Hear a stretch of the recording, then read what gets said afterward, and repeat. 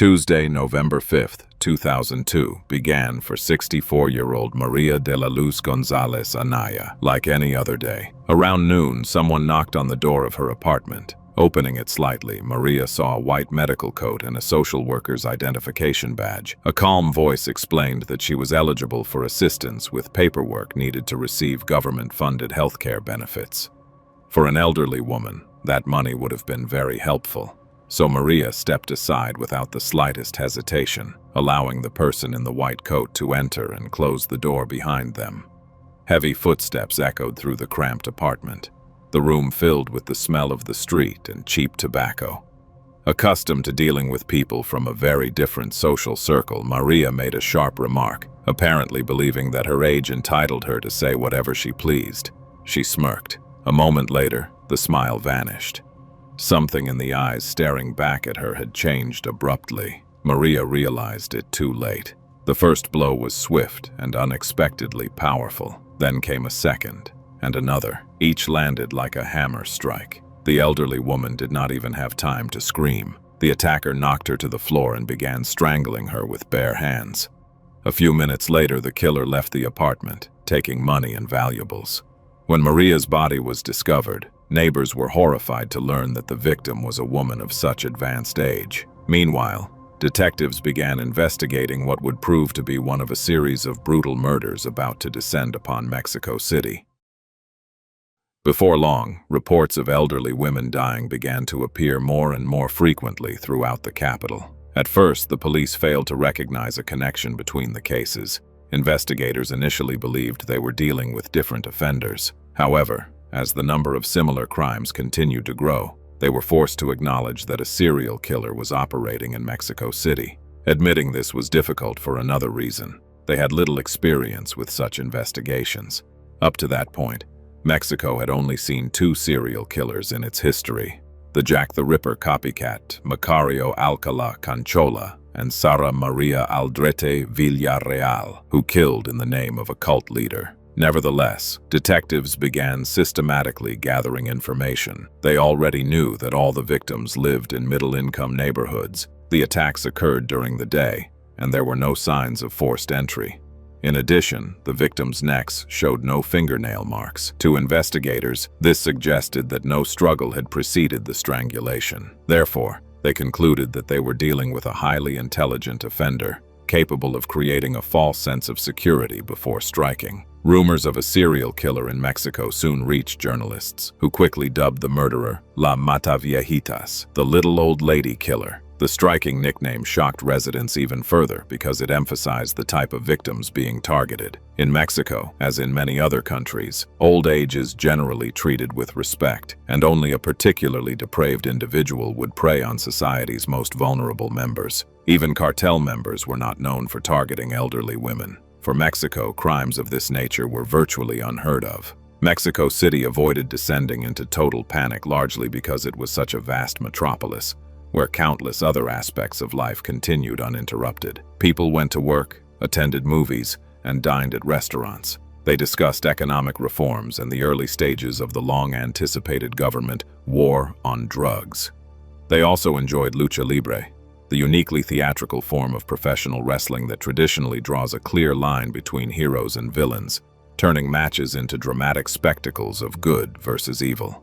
Yet even amid all the other major headlines, the appearance of La Mataviejitas became one of the most talked about topics in Mexico City. After Maria's death, the killer did not strike again until 2003, when 7 more victims were discovered. Not all at once, of course. In the years that followed, the murderer grew even bolder and more bloodthirsty, committing at least 30 murders between 2004 and 2005. The killer displayed a distinctive modus operandi. The victims were women between the ages of 60 and 90 who lived alone. The murderer gained access to their homes under some plausible pretext, then beat and strangled them, often using items found inside the victim's own residence. Afterwards, money and valuables were stolen. However, investigators discovered that some homes were missing items of little monetary value. These were often religious objects, such as crosses or crucifixes. No witness ever reported seeing an unfamiliar vehicle at a crime scene. Therefore, investigators assumed that the killer either came to the victim's house on foot or arrived by taxi. At several crime scenes, forensic experts discovered fingerprints as well as footprints. The offender's carelessness somewhat contradicted the theory of the killer's extraordinary intelligence. Although, on the other hand, he might have been so confident in himself and in the helplessness of the investigators that he could afford to tour with the police.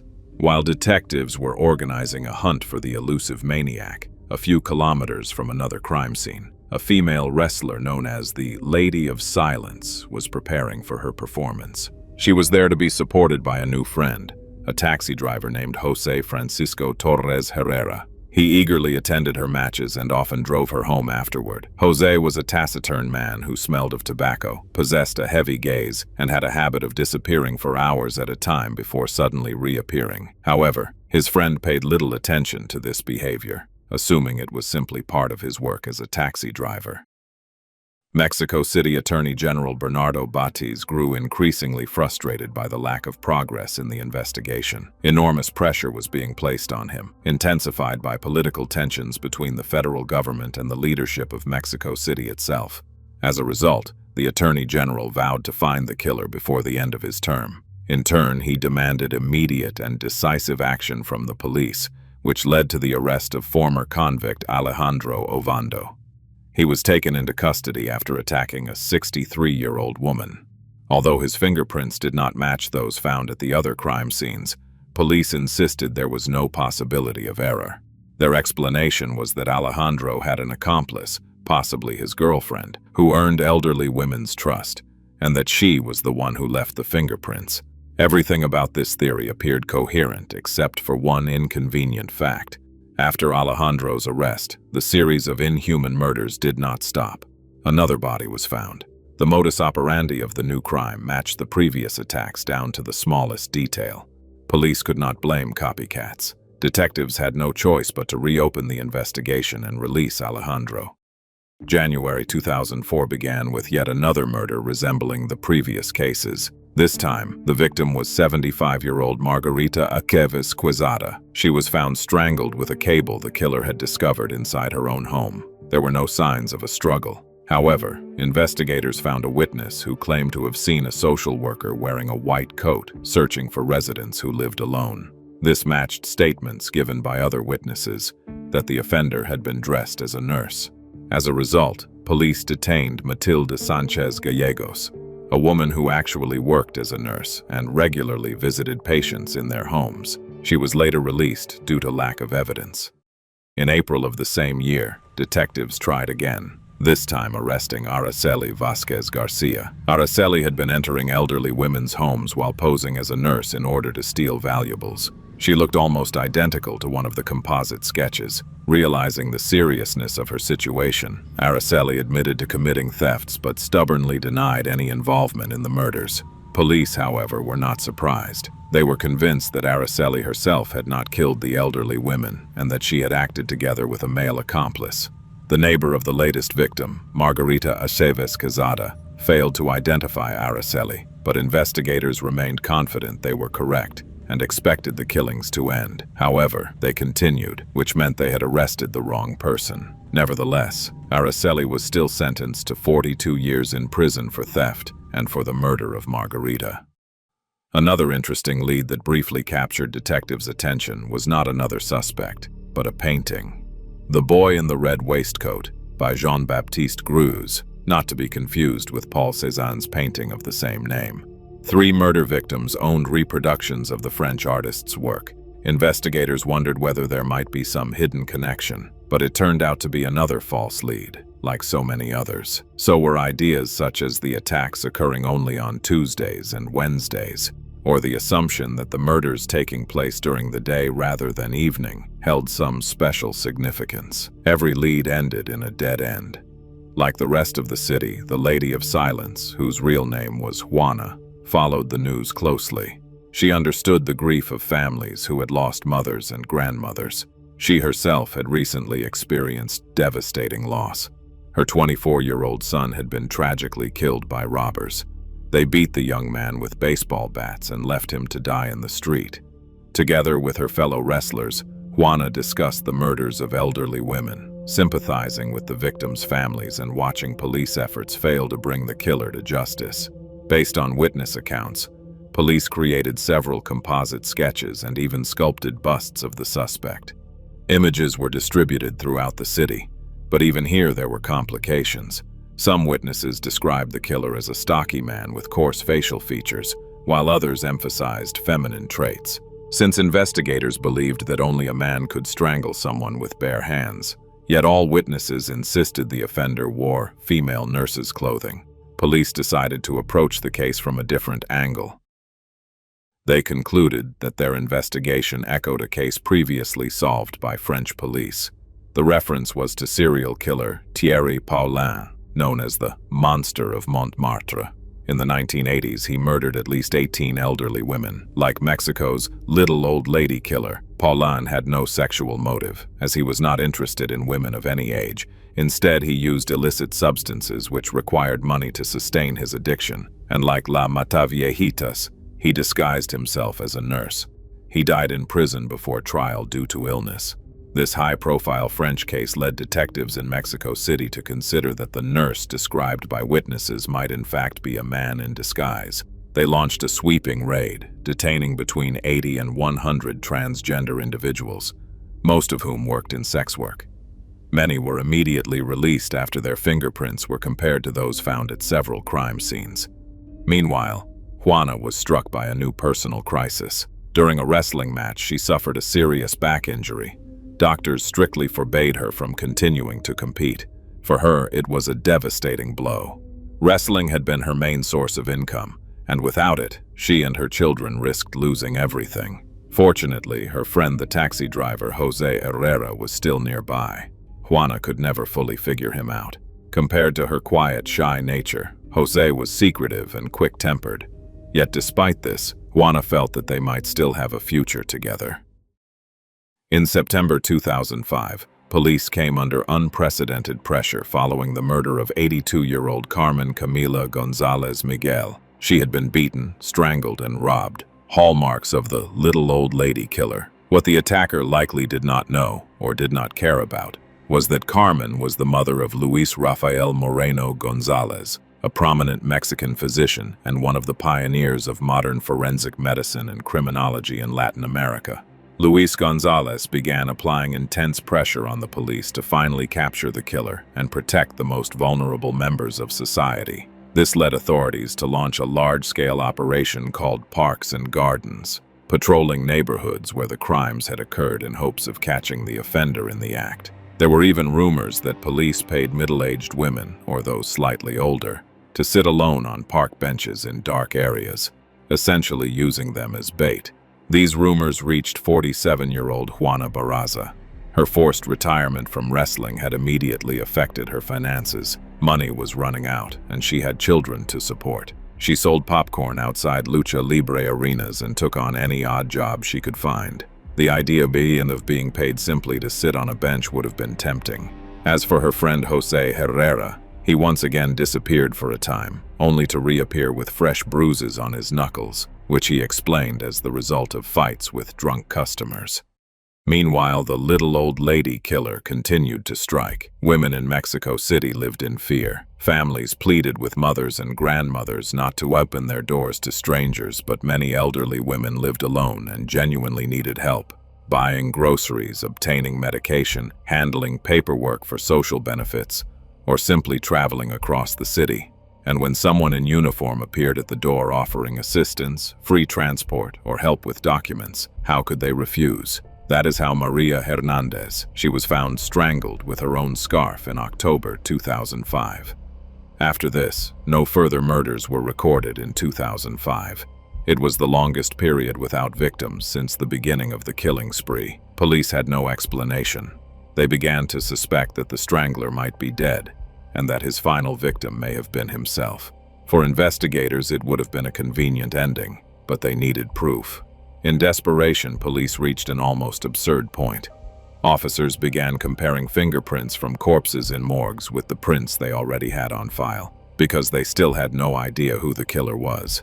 Meanwhile, Juana seemed to be getting back on her feet. She received permission to work as a promoter for other wrestlers, allowing her to remain in the world of Lucha Libre even after her injury. In 2006, she appeared on the Azteca television channel, speaking about her wrestling persona.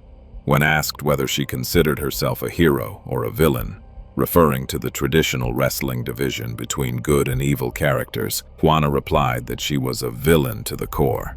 Yet looking at her gentle smile, it was hard to believe it.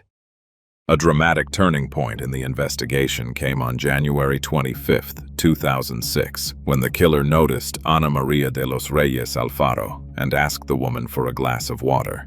Ana did not refuse. She invited the stranger inside, but said something that enraged him. The attacker strangled her with a stethoscope, leaving her lifeless on the floor before looting the apartment. He expected, as always, to disappear into the city's crowd. But the killer did not know that Ana had a lodger, a young man named Joel Lopez, who rented a room in her house. And he was more than just a tenant. He was Ana's close friend. That day, Joel had been delayed at work. As he was returning home, he was suddenly struck by a dark sense of foreboding. When he entered the house, he found Ana's lifeless body on the floor. Then he heard a sound. Turning around, he saw a large figure in a red coat quickly leaving the house. Joel ran outside, shouting for neighbors to help stop the attacker. Fortunately, the area was being patrolled by police, and neighbors managed to alert one of the patrol units. After a short chase, they apprehended the suspect.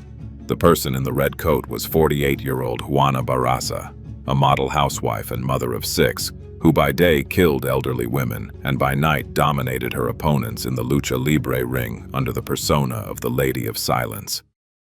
After her arrest, police searched Juana and her home. They were left with no doubt that she was the serial killer they had been hunting. In her possession, they found a stethoscope, documents used to obtain medical benefits, and a social worker's identification card.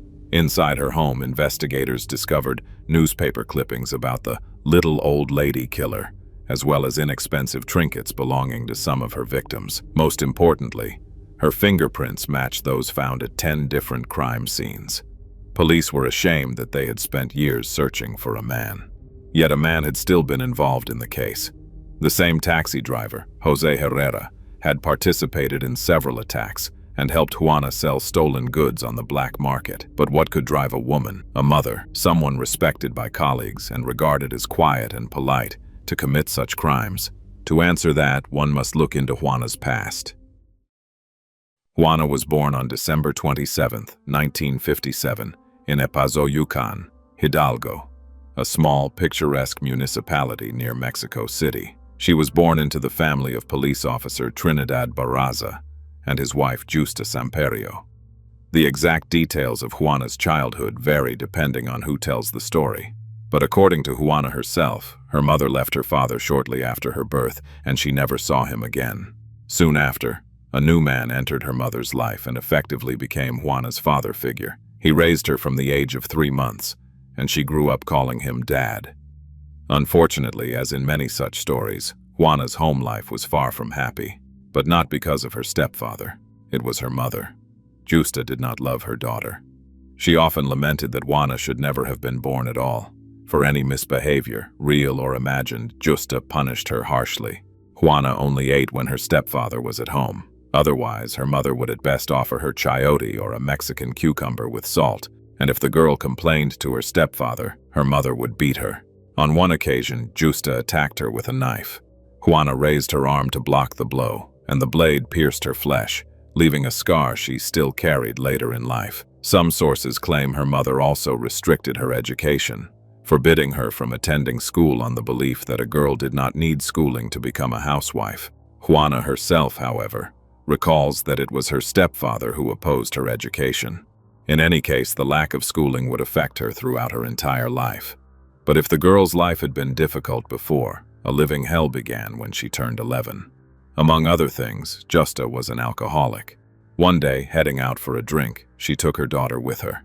At the bar, the woman met her 26-year-old friend, Jose Lugo. Jose and Justa drank until the woman ran out of money. But as an alcoholic, she couldn't stop and offered Jose Lugo a deal. In exchange for 3 bottles of the cheapest beer, he could do whatever he wanted with her daughter. Jose Lugo accepted this monstrous proposal. He took Juana to his place, where he tied her wrists, brutally beat her, and abused her. This led to Juana's first pregnancy, which ended in a miscarriage. But the horror did not end with just that one time. With the mother's consent, Jose virtually kidnapped the girl. It is not known exactly how long Juana lived with this monster, as sources cite different figures, ranging from 3 months to 4 years. Most likely it was much longer than 3 months, because while in captivity, Juana gave birth to a son. And the entire time she lived with Jose, he tormented her.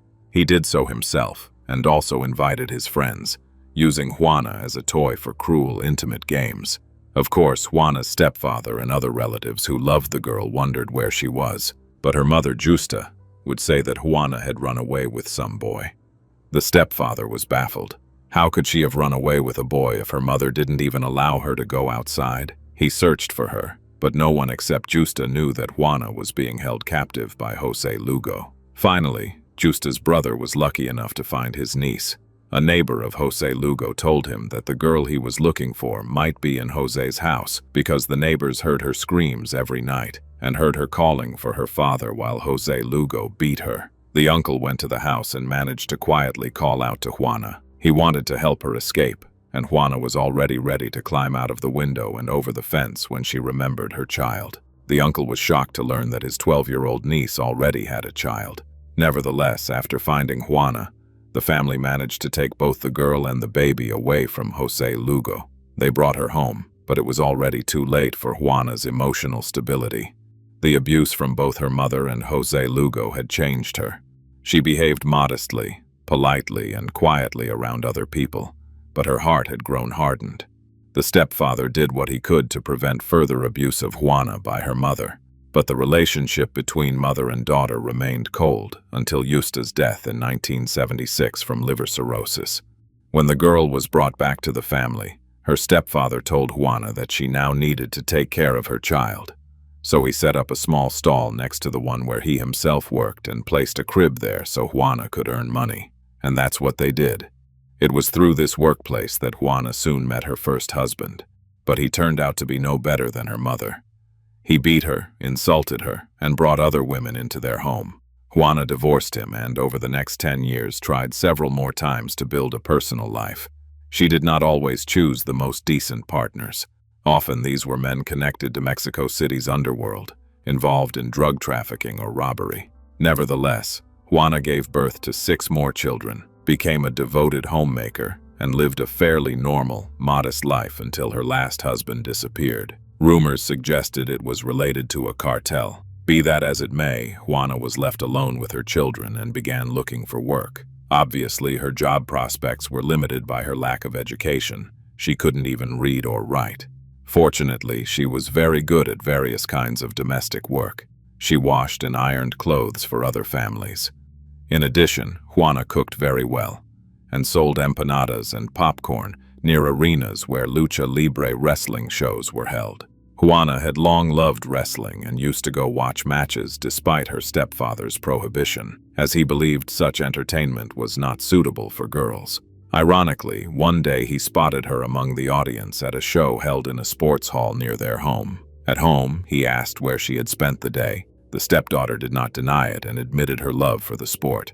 Her stepfather said he understood why she was so drawn to wrestling, because she saw it as the only way to release the anger inside her after what her mother had done to her.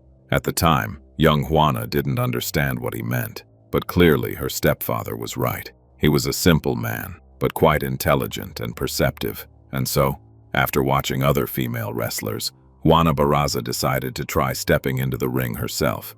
Thus was born the Silent Lady. Juana felt the nickname suited her quiet and shy nature. She chose a white and pink costume with a butterfly mask and began performing in the ring as a so-called heel villain. She worked hard, never became a superstar, but traveled with touring shows. She earned between 300 and 500 pesos, or about 40 to 80 US dollars per match. She had a good reputation among wrestlers and got along with everyone. Despite the modest income, life seemed stable until a sudden back injury. She had to leave the ring, but she remained in the industry, working as a promoter and staying on stage as the Lady of Silence, though no longer as an active wrestler. She also continued selling popcorn near arenas. Overall, Juana managed as best she could and lived honestly, without breaking the law. However, the money disappeared faster than it came in, and she had to care for a large family. Juana began to think about more desperate ways to improve her financial situation. Her criminal path started with petty theft, mostly from stores. Then she began breaking into houses. Among her acquaintances appeared people with criminal backgrounds who could help her sell stolen goods. Eventually, Juana learned about a new government program in Mexico City that provided financial and medical assistance to elderly people. And Juana's mind, constantly searching for ways to get money, saw this as an opportunity to take advantage of the most vulnerable members of society. At first, Juana had an accomplice. The women would dress as nurses and enter the homes of elderly people living alone, claiming they had come to help them. But once inside, they stole money and valuables from elderly women. However, the partnership between the thieves was short-lived. Juana's accomplice was involved with a corrupt police officer who caught the women at one of the crime scenes and began blackmailing Juana. As a result, the need for money grew even more. But even then, Juana held back and did not commit any violent attacks. The turning point came when her eldest son, José Enrique, died as a result of a street assault. He was beaten to death with baseball bats. Juana described this moment as the saddest of her life. According to investigators and psychiatrists, it was after her son's death that her mental state changed completely. His sudden, senseless, and brutal killing became the final trigger that pushed Juana away from society. It was then that, in a fit of rage, she strangled a victim with her bare hands and felt something she had not experienced in years: power, control, justice. She lay low for 3 months. Perhaps she was in shock over what she had done. Perhaps she was waiting for the police to come for her. But no one came. And the rage returned, stronger than before. In March 2003, she killed again. 84-year-old Guillermina Leon. But this time she used a ligature. This time she took a trophy from the home. And this time she had no doubt she would do it again, because her childhood trauma had not healed. It had transformed into something dark and sinister. Using her connections in the criminal world, she obtained a list of pensioners eligible for state assistance.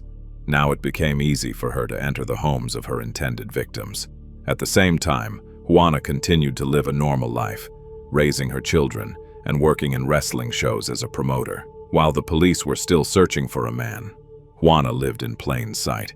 Her composite sketches were posted all over Mexico City, yet she still appeared on television. In 2006, she appeared on Azteca TV, talking about her wrestling persona. When asked by a journalist whether she saw herself as a villain or a hero, Juana replied that she was a villain to the core.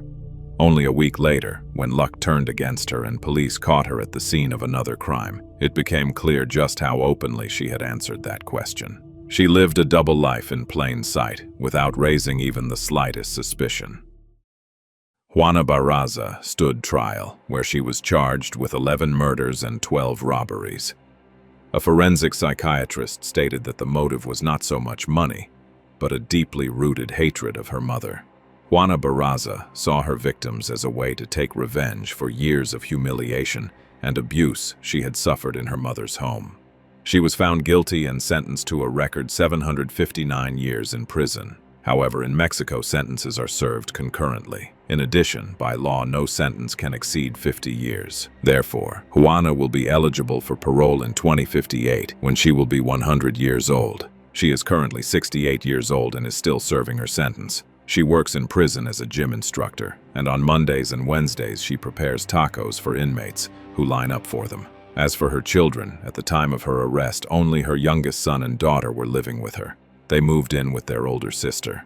Their childhood ended the moment police came to search their home after their mother's arrest. Her son refuses to communicate with her. All of Juana's other children and grandchildren regularly visit her in prison. Understanding that she will likely never be released, Juana Barraza has taken responsibility for 4 of the murders she was charged with, but insists she is not responsible for the other atrocities. Thus ends the story of Juana Barraza, a female wrestler known as the Lady of Silence, who silenced dozens of elderly women. Although the case was closed in 2006, experts estimate that Juana may be responsible for up to 48 deaths, making her the most dangerous female serial killer in Mexico's history. Many families still do not know what happened to their mothers and grandmothers. Were they victims of Juana, or did someone imitate the serial killer knowing that La Mataviejitas was operating in the capital? And could it all have been prevented if someone had intervened when an 11-year-old girl was sold for 3 bottles of cheap beer?